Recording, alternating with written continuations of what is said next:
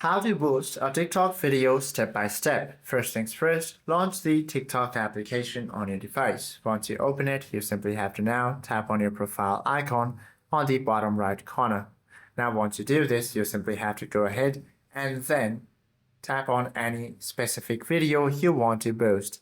Once you tap on it, you should be able to find this three-dotted menu icon on the right hand side navigation bar.